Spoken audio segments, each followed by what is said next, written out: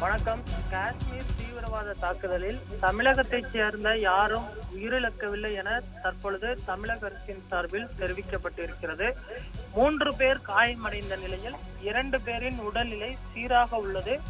ஒருவர் அவசர சிகிச்சை பிரிவில் உள்ளார். டெல்லியில் உள்ள தமிழக அரசு அதிகாரிகள் பாதிக்கப்பட்டவருடன் பேசியுள்ளனர். தலைமைச் செயலாளர் முருகானந்தம், தமிழக அரசின் சிறப்பு அதிகாரிகள் இன்று மாலை காஷ்மீர் சென்றவுடன் பயணிகளை பார்த்தோம்னால் மீட்டு கொண்டு வரக்கூடிய அந்த பணிகளை மேற்கொள்வார்கள் என்றும் தற்பொழுது தெரிவிக்கப்பட்டிருக்கிறது.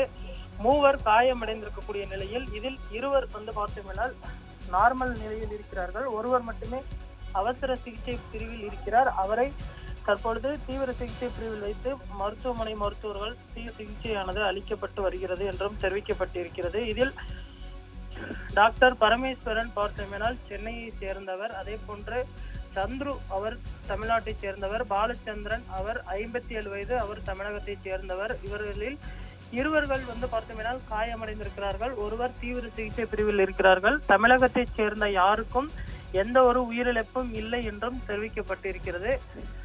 டிஃபென்ஸ் பிரிவை சேர்ந்த தமிழக ராணுவ அதிகாரிகள் இதற்கான தகவலை தற்பொழுது உறுதிப்படுத்தியிருக்கிறார்கள். அதே போன்று தமிழக அரசின் தலைமைச் செயலாளர் முருகானந்தம் அவர்களும் டெல்லி புறப்பட்டு சென்று அங்கு அவர் உயர் அதிகாரிகளுடன் ஆலோசனை மேற்கொண்டு வருகிறார்.